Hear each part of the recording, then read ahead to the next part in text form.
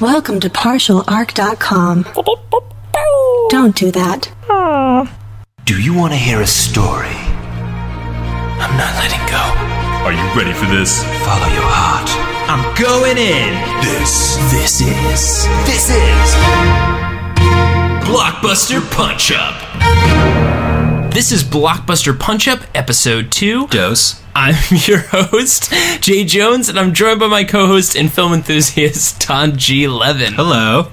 Todd, how are you? I'm great. How are you, Jay? I'm doing quite well. Wonderful. It's glad to see you again. It's glad to see you again. It is glad.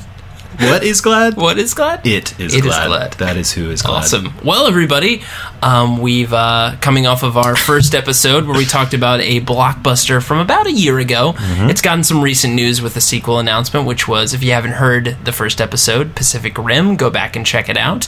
But now we're actually going to talk about a blockbuster that just came out. Oh, yeah. Has gotten a lot of buzz for a lot of different reasons. And the blockbuster is Teenage Mutant Ninja Turtles. So let's get into it. Our first is the recap. The recap. Where basically we are going to quickly recap the film, just so before we dive into the punch-up. And if you haven't seen the film and you want to be surprised, don't listen to a podcast. Maybe you shouldn't listen to a podcast about people who are going to talk about it. Talk about it and punch it up. And punch it up. And so break it down. That's our only spoiler warning. Break it down. Now we're going to talk about Teenage Mutant Ninja Turtles. Jay, Todd? Do you mind if I take this one? Please. Great. Well, the recap for Teenage Mutant Ninja Turtles, 2014. April O'Neil, young, attractive, fledgling broadcast news reporter, in chasing a story, comes across our fine three-fingered friends, the Teenage Mutant Ninja Turtles, who identify themselves as the Teenage Mutant Ninja Turtles. They do, that's right. Just in case we forgot what film we were in. Soon after realizes that they are, in fact, the same four turtles that her father, a scientist, had been experimenting on when she was a child, who then later died in a fire, in a laboratory fire, and she saved said turtles. And right. And it's important to note that she saved the turtles, not her father, though, because... Listen, in all fairness, poor tiny turtles are just so much lighter to carry than your dying father. Listen, when you're 5, they're priorities. Right, there are priorities. So she saves these turtles and realizes that only later in her adult life that she's faced them again, except now they are Teenage Mutant Ninja Turtles, a little more mutant and turtle than teenage and ninja in this iteration. She runs off to tell, what's his name, Eric Sachs? Yeah, Eric Sachs is the man who worked with April's father. He I guess he was fronting the project or the scientific work that he was doing. I suppose they were colleagues. Yeah, and he meets with April, and they discuss kind of their work together. And we soon realize that Eric Sachs has kind of a vested interest in these turtles, more than just wanting to help April kind of reconnect with them. He is actually working with the Shredder,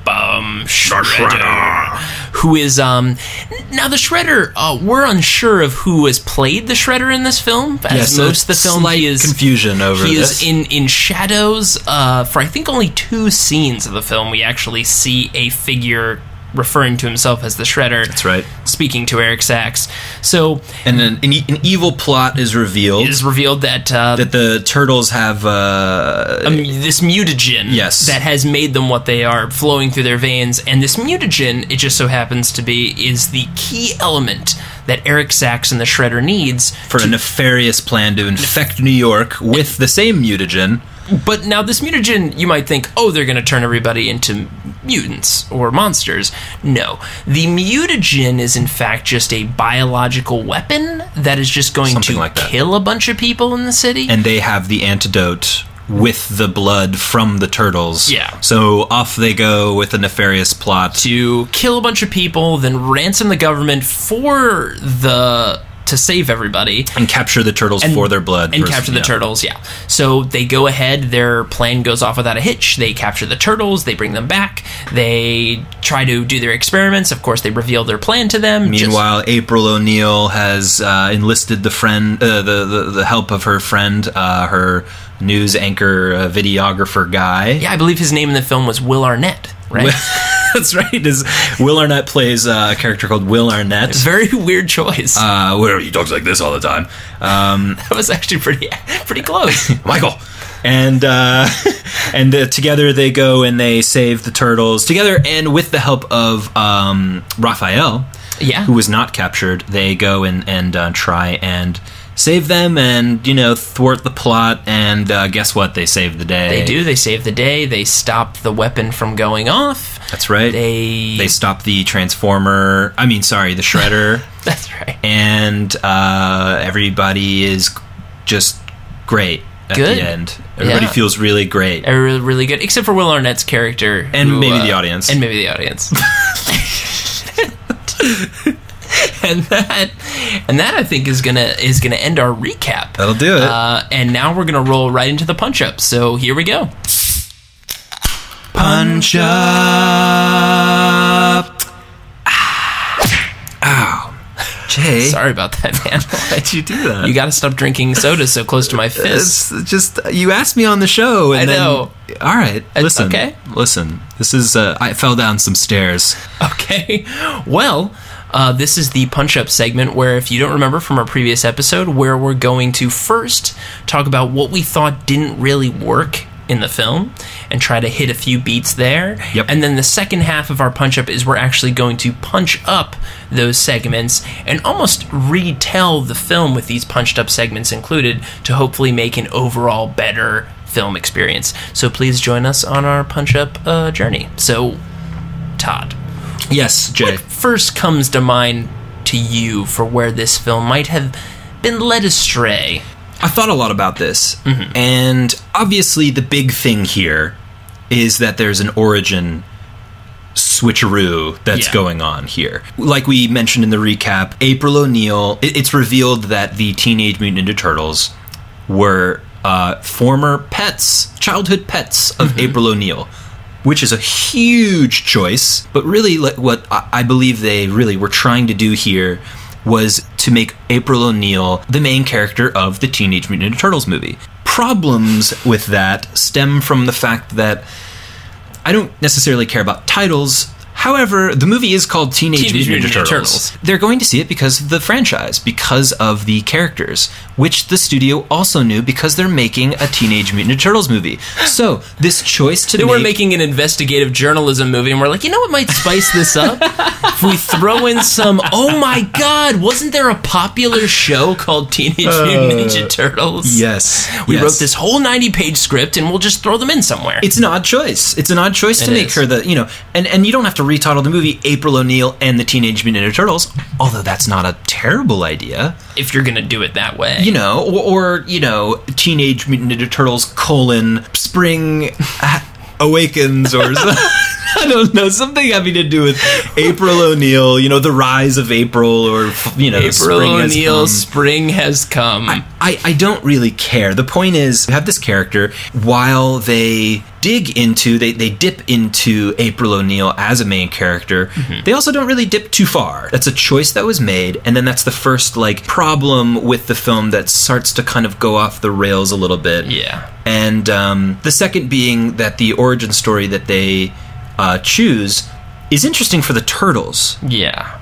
However, I believe it leaves Master Splinter out to dry. It really leaves him out to dry. It hangs him out to dry as a character because he's an extraordinarily important character. He's the glue that holds, for that basically whole story. The whole origin story and the whole, franchise is predicated on Master Splinter. I mean, they didn't become ninjas out of nowhere, as this movie seems to suggest. Yes, he was. It's Splinter that really does it. He is the father figure. And he's really the nexus for the whole show, because Nexus is a perfect without Splinter, They're not Ninja Turtles. Yes. Well, they're turtles, but they're just mutant. And without Splinter, they don't have an enemy. They don't have an enemy. They don't have Shredder. They would just be basically monsters in the sewer that would attack people or leave or whatever they would do. Yes. Like, he's quite literally the nexus of them existing, of this franchise existing, and he's poorly handled. And let's face it, without the single parent, they would just probably become degenerate ruffian mutant teenagers. Play late not even music. ninjas. It would be teenage mutant degenerate turtles. TMDT. That's what they would become. They would just be spray painting, things in the sewers, and then they'd go up, and then they'd start Satan. Exactly, they become Satanists. Their catchphrases would be "bitch" from watching too much Jesse from Breaking Bad. Yeah, bitch, right? So they would just become these, kind of punk asshole little kids. Yeah. So he really, he is the heart. He's really the heart. In this movie, he is just completely wronged. If he is a character that exists across all universes of Teenage Mutant Ninja Turtles, in this one, they're just like, all the other ones are just like, I'm so sorry, Teenage Mutant Ninja Turtles 2014 Splinter.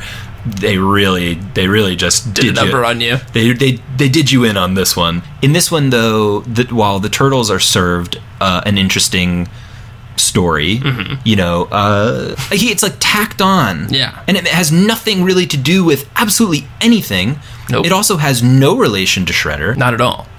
When Shredder shows up in the film, and we're supposed to have this feeling of oh my god, the big first showdown between Splinter and Shredder. It's Darth Vader and Luke Skywalker. Yes. And it's just who are you? I'm a giant rat. What are you? I'm a big robot ninja. They meet for the first time in that scene. In that scene. In the scene where they meet for the first time in a scene where they have to fight. And you can see that how the dialogue goes and how the music plays and how it's shot is that the writers and the cinematographer clearly had this in mind, that this has the tracings of when they used to be these arch rivals. Right. Because it's very grandiose, like the battle between the two masters, Shredder and Splinter. And instead, it doesn't have that weight because there is no reason for it to because have that we know weight. very little about Splinter at that point. We know even less about Shredder. And we know absolutely next to nothing about the Shredder. Or maybe as if that was teeing up for a tease where we actually find out something that they're maybe they're brothers, or I don't know, bold choices, right? Yeah, right. Who knows, right? Look, if you're gonna make changes like that, just go for it. Please go for it. Because if you go halfway, then we're left with what we got. He who hesitates is lost. Yeah. If you're gonna make a choice and stick with it. That could end up being an easy way for everyone to dislike what you did, but you know what? You'll create a new crop of people who think who prefer this mythology. Exactly. Because that's what you do. When you mix and match, suddenly it becomes you're not favoring anyone. Yeah, and it just, the legs of the table or the tripod, starts to crumble. Away. It's a house of cards at that point. And I think this leads into it. At least one of my areas that I thought the film really lacked was an area of villains, in areas of villain choice. I mean, directly correlating to Shredder, unbelievably weak villain.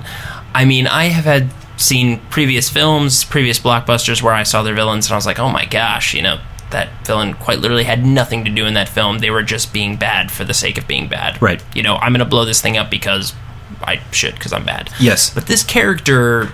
We're talking about Shredder or Sax? Shredder. Well, we have a theory, or at least I have a theory, I believe Todd agrees with me here, that this film clearly went through a lot of iterations, a lot of rewrites. We have some knowledge that this might have been the case. We find out that when they got flack for making Eric Sachs the Shredder, synonymous with the Shredder. Because he's not Japanese, and he's not, the character that people like and know of as being the Shredder. Right. When they got criticized for whitewashing, Hollywood whitewashing in the franchise, it seemed there was another round of reshoots, it seems like, and then suddenly the name of William, I forget his name. William Fincher. Yeah. Right? Fitchner? Sorry, William. Becomes, it's no longer now Shredder. Eric Sachs. Yeah, and for a while he Eric kept Sachs. saying, yes, I'm the Shredder. Yes, I'm the Shredder. Which, look, in films like Batman Begins, and if you haven't seen Batman Begins, tune out for about 30 seconds.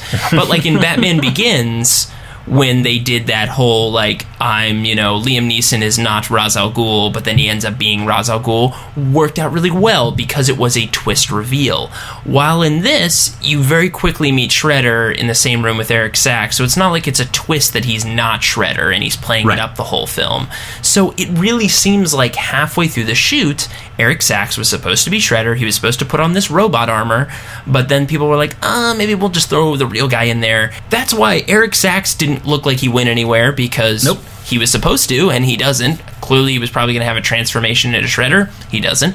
And Shredder doesn't go anywhere because he didn't have anywhere to begin with at all. And how much stronger would have been if Sachs was the actual Shredder. Yes, okay, whitewashing aside, that's a travesty, but it's all over the movie. But also, it would have worked for this just because there is no background. As we said, Splinter doesn't have a tie to the Shredder in this, so it's not as much of a travesty because quite literally the whole film is whitewashed.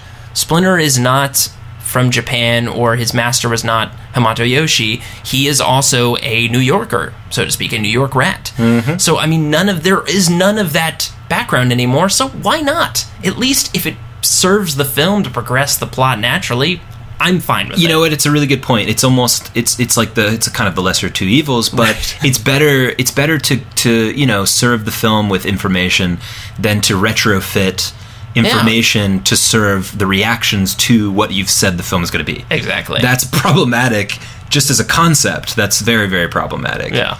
So your punch up. Yeah. So the punch ups we've already talked about.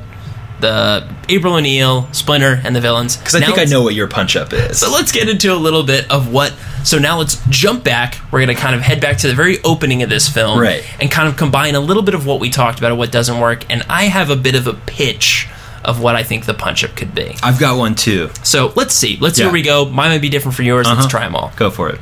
So I think this film's nexus, as we talked about before, should not be April O'Neil. And even if you wanted to go as far as she's even a very small side character, or she's introduced, like, at the end of the film, or whatever it is, I think the nexus and focal point of where this film branches off of should be Splinter. I think the film should open with, we're in Japan. We're following Hamato Yoshi. Ooh. If you're giving us an origin story, really give us an origin story, right? Yeah. Yeah. Like, we're in Japan, we're with Hamato Yoshi, he's in his early 30s, and he is a practiced martial artist, or kung fu, or ninjutsu, whatever it is, but it's a hobby, it's a tradition in his family. And he has a young wife, and they have just had a baby child. If you know the background of Ninja Turtles, his daughter ends up being Karai, he is working, he's a well-known herbologist, or some kind of, like, he has a special thing that's not too science-y, sure, but just enough to still kind of fit into that healing medicine, mysticism. Like, he's well-known for being a great studier of herbology, whatever it might be. He gets a call from a big company, has called him up to come to New York they have made this big discovery, maybe something from his past, something that he encountered once before that only he might have a limited knowledge of. Very much of like how they've done in films like Avengers, where like, Bruce Banner, you know gamma radiation, come and do this thing. Sure, you're the world's leading expert on blah, blah, blah, right. And we know that because you just told us, so okay. So now Hamato Yoshi travels to New York, but brings his family with him. Family is very important to Hamato Yoshi. Yes. Very important to protect them, to take care of them, where, we have a sweet scene of where you go, I go, we go together, we don't separate from each other. Yes. Also, again, foreshadowing the, of course, tragic downfall of that choice. Absolutely. So they come with him to New York. He goes to this, almost like a Mac PC, very clean, high, super billion-dollar pharmaceutical company. They have gotten a hold of this very, very rare plant, and that they can't really find that it's on the planet at all, that it's native to Earth whatsoever, and they're bringing in their top herbologists. And Hamato Yoshi goes in there, he's doing his research, he starts to kind of make some discoveries with this, and maybe soon's, like, through wandering very quickly through the facility, finds out they're doing animal testing, that this this stuff, whatever it is, this plan or mutagen, whatever you want to throw in there that he's working on, is actually going to be applied for militaristic or dangerous things. He learns that there's dangerous implications for the work. There's nefarious things behind this. Okay. And even more so... Biochemical warfare kind of thing. Who this is being funded by is actually being funded by someone he knew, and why he was brought in the first place, which is, we bring in... Shredder, basically. There was Orokusaki. We're bringing along two paws. Orokusaki brings him in. Maybe they had a previous... Old friend. Maybe like a previous rivalry, like when Dr. Doom and Mr. Fantastic, when they were younger. He stole... he in his mind, Hamato Yoshi stole his wife. You know what I mean? Stole the love of his life from him. So this is almost like his way of, you're giving me something back for stealing something. You're going to give this to me, basically. Right. He's got it out for Hamato Yoshi. And it's a big... maybe that's why he left and went to America. Exactly. Or something, he went to... Maybe he was a warlord in Japan or whatever it was, and maybe he's profiteering and shamed, so he left that business to start his own new clean pharmaceutical business in the U.S., whatever it might be. So... Hamato Yoshi, realizing what's going to be done here, starts to destroy the lab, destroy the place, whatever it is. They come in to stop him. Whatever, gas is released, get on him. He's trying to shuffle some of the animals out of there that have been, radiated. Maybe we have a hint of a fox or not a fox, but we have a hint of a rhino. And a, warthog is infected, and they just scurry off for something later on. A gator. I don't know why they would have, giant animals in this place, but who cares? Whatever you want to wink you want to wink at. It's Teenage Mutant Ninja Turtles. Right. But basically what we have here is the opening for, one, how Hamato Yoshi comes over here to New York, how his relation to Shredder comes about, and their rivalry. Shredder has lost what he was working for. Maybe it almost destroys his company a little bit, and why he has to maybe do some stuff with the foot. And in this fire, it burns his face, why he gets scarred, and he wears that stuff. And this is also explains why Hamato Yoshi turns into this rat. He goes from man to mutated into this terrible rat creature. He scurries off into the sewers. The turtles come with him. Maybe his DNA gets mixed in. His DNA gets mixed in with something, whatever it is. However that scene transpires. Where's his family?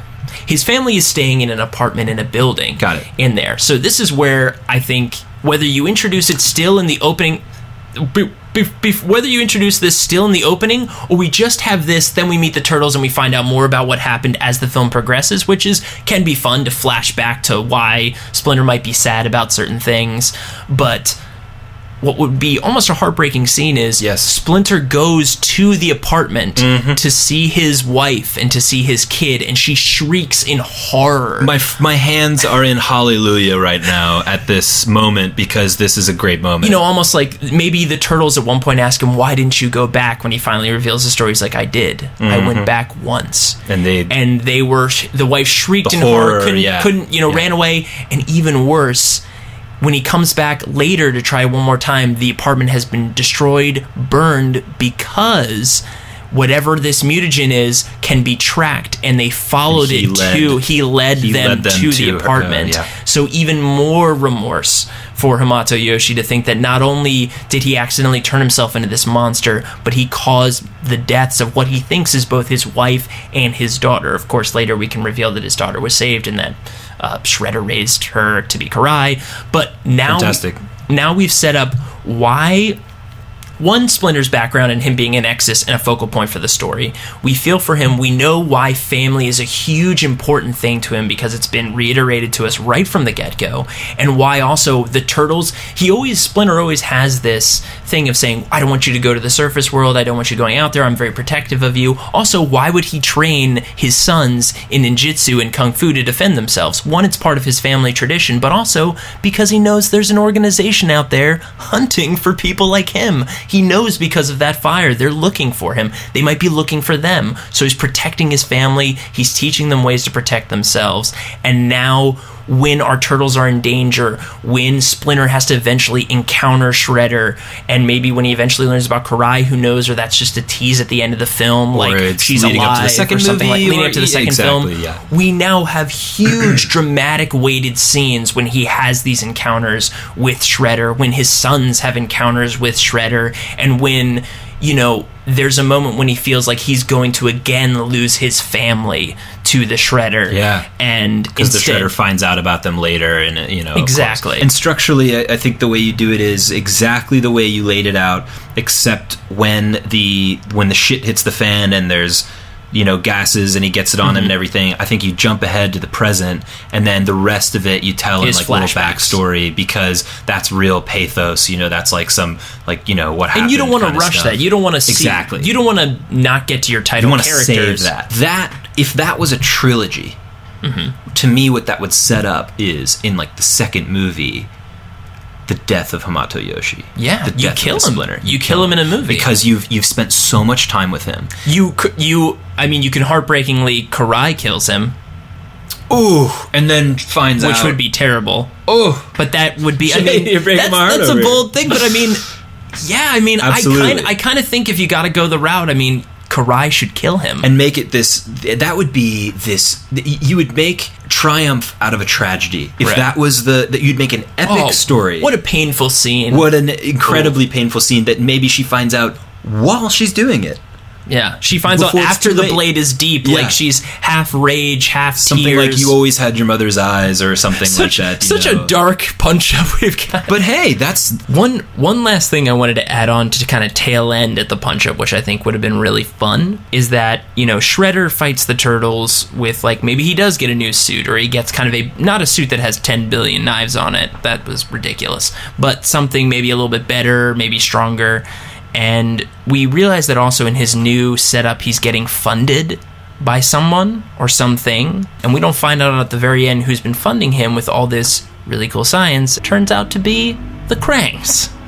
Ah, I see where you have the Krangs. You bring in the Krang at the end, backing Shredder, and at the end of the movie, when he fails, that's when Shredder first develops this animosity or another antagonist between him and the Krangs. Because now, entering into our second film, we still have Shredder, we still have the Turtles, but now we enter in the next big villains, the Krangs, and them coming in. And now you add in the Dimension X situation. And look, anything that's going anywhere from that. Far out beyond the first, but look, it's Teenage Mutant Ninja Turtles. Like, it's gonna get weird and crazy. Okay, that is like the War and Peace Gone with the Wind punch-up for the Teenage Mutant Ninja Turtles 2014.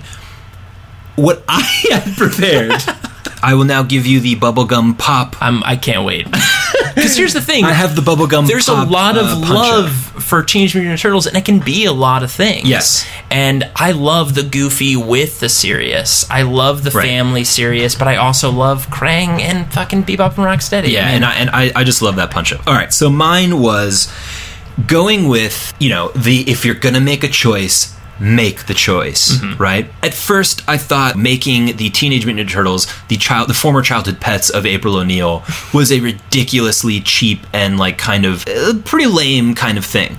When I started thinking about it, though, you know what? That's kind of nice. And the thing is, it also is, if you really want to go that route, a very smart way to tie April to. It's very smart. It's a new origin story, and that's interesting. It's at least better than like, oh look, Turtles, because that's what it could be, right? Yeah. The fact that there's a backstory with April O'Neil, very interesting. Okay, so April is our focal point here. I kind of see her as graduating high school, going to college, and she's wistful of her childhood. Her father is dead to her belief. I find this to be very interesting. She's kind of an amateur, let's say she's a blogger, she's an amateur reporter. She's always trying to get the new story, and she comes across, she's tracking this story that no one else has with this Foot Clan situation.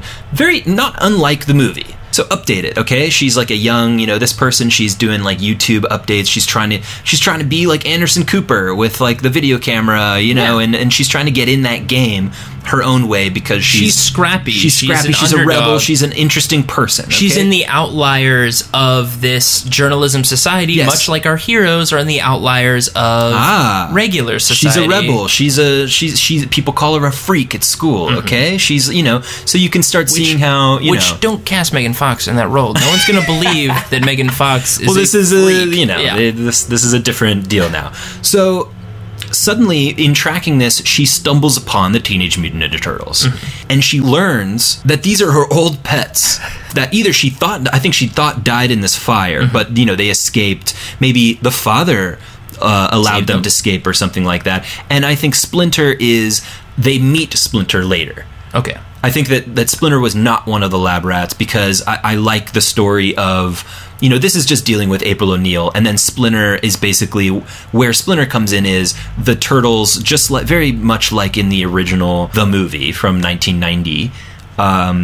The Turtles find Splinter in the sewer, infect him with the mutagen. There's some kind of story there, or like he's one of the other scientists in the lab. Keep the Splinter and Shredder connection, but just simply dealing with the April O'Neil choice of making her the lead character in the film and tying her to the Turtles. I thought it'd be interesting of showing what's that like. Let's explore. Everyone has childhood pets. This is kind of the Toy Story 3 version of this. Yeah, it's like if your imaginary friends or your stuffed animals ended up being badasses. And suddenly they're back from the dead. You thought, your mom made you throw them away or give them to charity a long time ago. Yeah. But here they are, and they're alive. They're a little bit younger than you, so they're almost like she never had younger siblings. Because she has had this thing with her father, she's kind of like a little bit, it's hard for her she has daddy issues, it's hard for her to love and be intimate and be friendly with people. So what's it like for this young girl who has had kind of her childhood ripped from her, And she's in news, which is sort of, at least in today's day and age, a very difficult, it's very adult, and there's a lot of bad stuff going on out there. I really love the idea that she is a journalist surrounded by so much serious in New adult York, tragedy, and she's searching for, we've talked about this before, but like searching for the magic and trying to recapture some of that. But she doesn't know it. She's searching for the story. Right. But she finds these turtles, and she realizes that they're her former childhood pets, and this brings so much warmth that she's not used to. She's grown up without a father. Maybe she also didn't have a mother or something. And this brings her so much warmth that what's it like to have your childhood back, but without certain elements like a father figure? Enter the Splinter, who becomes a mentor to her, and very much like the animated series that's going on right now. So maybe starts teaching her a few things. Meanwhile, there's another girl at school whose name is Karai. And there's another story there where it's almost like if you're going to make it from her perspective, her villain has to be in that same line. Yes, if it's going to be from her perspective, and if you're going to do this childhood pets thing, let's explore what someone like her, the type of villain that was just a schoolyard, villain kind of thing growing up, or maybe a college enemy, frenemy kind of thing. But then suddenly, because of family ties, or leave that to the end and set that up for like a second movie or something like that. But still, either way, you've got this interesting kernel of, the childhood pets idea. And if you want to make April O'Neil the main character, there's an interesting way to do it. And an add-on to my punch-up was that there's a plot of some kind, to steal, I don't know, Splinter or whatever, and the Teenage Mutant Ninja Turtles have to go or save him. And save the day, that it is actually revealed that April O'Neil's dad is actually still alive and has been still alive. And that would be a great hook. And she is reunited with her father, and it's because she was able to trust people again. She was able to trust the Teenage Mutant Ninja Turtles. Aww. And, and Splinter and her father have like a moment. Or, in a Star Wars kind of way, her father, through the mutagen, has actually transformed into the Shredder. If you want to go crazy with it, Matoyoshi and April O'Neil's father were scientists. Some of the hairs on the back of my neck went up a little bit, but not in a bad way. It's a very bold, different direction. It's almost like Darth Vader-y. Well, that's what I'm saying, like Star Wars. Like Star Wars. I was wondering where you were like Star Wars. And then she, he doesn't know that she's still alive because he thinks that she died in the fire. She thinks he died in the fire. He's become this, he thought he was screwed, so he's become this guy and whatever, Just another option, right? Yeah. To tie it in even closer. I feel like that's definitely like a contained to contain it even closer, And that would be like a one-off, wouldn't this be an interesting Turtle story? Absolutely. You know what? In all of this, the other day I saw a kid getting out of a car. This is after this movie has come out. His parents were trying to get him in this car. He was busy, however, in full head-to-toe Ninja Turtle, like we were on multiple Halloweens. Yeah. And I thought, I don't know if that is the current TV show that's on, or if that's the result of this movie, but I don't care. That kid is awesome. And if kids are watching, because the majority of the audience disliked the film, but a lot of the kids liked it. If this is their entry point, we had different ones. Yeah. And they were considered bastardized at that time. I'm sure. From 90s, from purists, from this or that or whatever. So you know what? Fine. It's not I would rank it very low on the list of... Is it worse than Turtles in Time? Look, I don't know. Turtles in Time, I feel like, was created by studios so that they could forever at least say, well, at least this isn't as bad as Turtle in Time.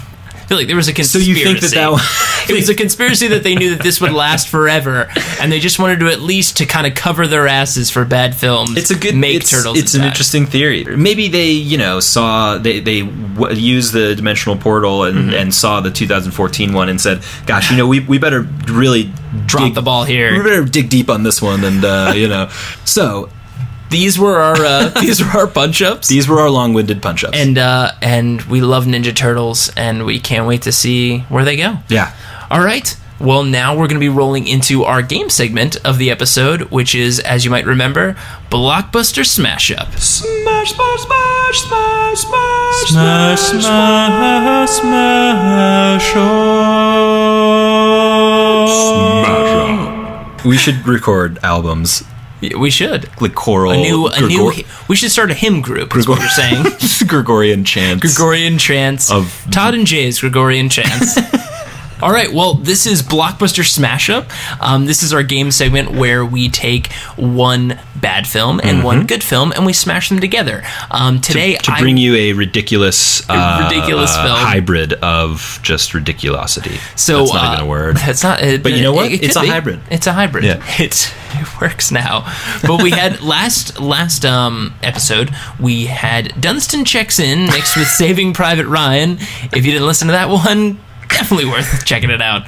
So this one is, I'm going to be doing the bad film. Yeah, last time I did the bad film, and this time I have the esteemed privilege of choosing the good film. The universally accepted good film. Yes, we should say that these are, someone might be consider this, one of these bad films, a good film, right, or a good film, a bad film. These are just usually universally accepted in this way. Absolutely. So what we're going to do is we're going to count to 3, and then we're going to say them at the same time and try to smash them together. I don't know what Todd's going to say. Todd doesn't know what I'm going to say. I'm so excited. Here we go. 1, 2, 3. Mortal Kombat Annihilation. Oh my god. Okay. All right. So I said Mortal Kombat Annihilation. Oof, that's the second one? That's the second one. Oh my god, Jay. It's so bad. I don't even remember. All I remember is that dumb line. What's that line from? Okay, the one on the internet. It's a famous one on the internet where I think it's Sindel or Katana. I think it's Katana sees her mom is alive. That's right. And she goes, Mom, you're alive. And then she just points at her and she goes, too bad you will die. And oh my god, is that movie garbage. Oh, I saw it in theaters. Oh, I think I saw it in theaters too. Everyone did, because you know what? Mortal Kombat was awesome. I love the first one. Yeah, it was really good. Punches that forearm guy in the balls. And then I chose Space Jam, the universally praised movie. Love that film. Which everybody does. Oh, which, unfortunately, very soon is receiving not a remake, just a redo with LeBron James. Did you know that? No, they're just remaking Space Jam, called Space Jam with LeBron James. Part of my soul just flew out and just died somewhere. It's trying to get out the window right now, and it's I should open the window, Nicholas. You should. Okay, so now let's smash them together. Okay. So, Mortal Kombat Annihilation, Space Jam. All right. So clearly, one thing universally with both of these is a competition. Yes, right? Yes. So this one's kind of hard. So fate of Looney Tunes World and Earth are competing because basically, okay, Earth is the nexus, and you've got the evil Outworld and Looney Tunes and Toontown, cartoon Merry Melodies Land are vying to see who can kind of own or work with the Earth. Looney Tunes will work with the Earth hand in hand, as they've always done. Yes, but Outworld wants to just take over completely. Is that what it's called? Outworld? I think it's Outworld. Yeah, is the evil. It's just dumb. But okay, exactly the point. Right? Outworld's coming in, so they have to have a competition. I don't think should it be basketball or is it fighting? Like death basketball. So you have Scorpion oh my god, you the can cage, have the moment, like the cage, like deathmatch cage. You can have the moment where like Bugs is gonna slam the ball into the basket, and you have Scorpion be like, "Get over here!" and pull the ball back onto his side of the court. Cage. So, and which works really well with Looney Tunes because they're the most durable things in the universe. They can't really be killed. So any of the things, you know what? I don't know all of the Mortal Kombat moves and stuff. Fatalities, any of the fatalities, they're pretty morbid, but they fall on very malleable ears when they're introduced to the Looney Tunes, because I mean, come on, you could drop mallets on them, and I think that the Looney Tunes, coyotes should have been dead 10 million times from every possible way he could die. They align with the NBA All-Stars of the 90s and Liu Kang, just because why not? And Liu Kang. And they no. Johnny Cage is their agent, their sports agent. That's how Johnny Cage fits into this movie. So he can still be there in the old suit and the sunglasses. So who's on the team? Who's on the Mortal Kombat team from Outworld? I feel like it's got to be Scorpion, Sub-Zero, Sonya. No, Sonya's gonna be in the good guys. So we've got some good Mortal Kombat characters on the team of the Looney Tunes. Yeah, but I feel like you've got enough with Looney Tunes and Michael Jordan. Just throw in. Do you think there's any bad Looney Tunes on the bad team? Bill Murray is now Johnny Cage. That's how you keep both. Oh my god. So Bill Murray's Johnny Cage. What is happening? Michael Jordan is still there. Got it. And yeah, you've got Scorpion and Reptile and Sub-Zero, and they're on the opposing side. You've got Goro with the 4 arms, which works because they played in Space Jam. They played these giant, monstrous, jacked aliens. Yeah. So you just make it like Death Ball. Michael Jordan teaches them how to play basketball, but then and the Looney Tunes teaches Michael Jordan how to not die when he gets hit in the face with spikes and things. Right, how to be like rubber and how to become an accordion and all those things. Because that's their reason why they're chosen. Because clearly Scorpion, Sub-Zero, these guys who are just ninja murder machines would kill anyone in a competition. What if it's that Mortal Kombat Outworld comes to Earth and challenges them, and Earth, instead of Looney Tunes going to Earth to find heroes, Earth goes to Looney Tunes world to find heroes who are the best at dodging death almost exclusively every time. I mean, we could even have because oh my god, Mortal Kombat, I think even the original film was predicated on Outworld has to win 10 tournaments against Earth to take over. Yeah. So maybe it's the Earth has been look, we've had 9 tournaments and these guys have killed the shit out of all of our guys. Larry Bird is dead. Muggsy Bogues is dead. All of our guys are just dead. It's Charles Barkley is just dead. Who do we know? What do we have access to? Michael Jordan is the last bastion of the... He's a grizzled warrior at this point. He's the ultimate basketball death ball champion. Who knows everything about murder sports. Oh my god, you could even still make it now if Michael Jordan's just almost like the old retired Michael Jordan is still in the game 9 tournaments deep. Plus Hitler stash. He needs Hitler stash. He still has his Hitler stash. Or Errol Flynn stash. Whichever one he wants to do. No, I mean, whichever, he's had the Errol Flynn stash. Yeah. A creepy stash. Michael Jordan is now a death-wielding warrior who has managed to evade the Mortal Kombat Outworld baddies for a very long time, but needs help. So does the world, because it's turned into this terrible... It's they have one tournament left. We've tried everything. I'm up for anything you guys have. It's well, what about the... Well, baby, hello, my darling, hello, my ragtime guy. I would love to see Scorpion and Sub-Zero go toe-to-toe with Daffy Duck and Bugs Bunny. Oh, the comedy routine there. Be amazing. That's kind of awesome. Yeah, I really kind of love it. Yeah. Well, there it is. There's your smash-up.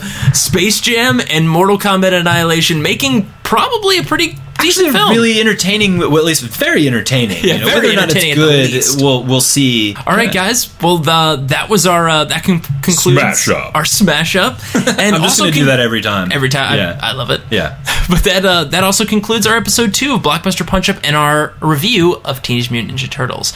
Also, before we kind of leave you guys today, absolutely, since we spend a majority of this time talking about what didn't work and what should have worked, we wanted to talk about a movie we just got out of. We saw an early screening Jay and of I the film. Just got out of a screening just before today, coming here just today. Called The Guest, starring Dan Stevens, starring Matthew Crowley from Downton Abbey, and it is phenomenal, amazing. This movie, which at this point will have been out for a week. In theaters. When we recorded this, it was before it had released, but by now it'll be in theaters. It should have been out for a week by this time. Check it. It might be in limited access. Yeah, absolutely. Maybe it was limited. Maybe it'll come out nationwide later. Check it out. Go see it. Don't do any research. Just go right into the movie cold. Exactly. You'll have a great experience. Absolutely. Please take our word for it. And you'll feel hopefully what we felt of this rekindling of what we love about seeing movies in theaters. We walked out so energetic about this movie. It just it brings back that love and feeling that we've lost. I can't sing it. I will start singing it. But okay, yeah, guys, go see The Guest. And again, we'll be posting a new episode. Originally, we were going to say every month, but now we're actually going to be posting a new episode every other week. Absolutely. So we lied. Twice a month. So please leave us a review or any comments on iTunes. And if you'd like to download more episodes or check out other similar podcasts, head over to partialarc.com. That's arc with a C. Of course, you can email us any questions at blockbusterpunchup@gmail.com, or let us know what punch-ups you might have had for Teenage Mutant Ninja Turtles or Pacific Rim or any other films we discussed, because we'd love to hear your guys' input as well. And please follow us on Twitter or Instagram at BB Punchup, and you can follow Todd on Twitter and Instagram at TG11, or as he said before, T11. T11 is what it looks like, as someone told me, which I cannot unsee. Unsay or unsay. But again, thanks for listening, and see you on the next episode of Blockbuster Punch-Up. Bye-bye. Let's go home.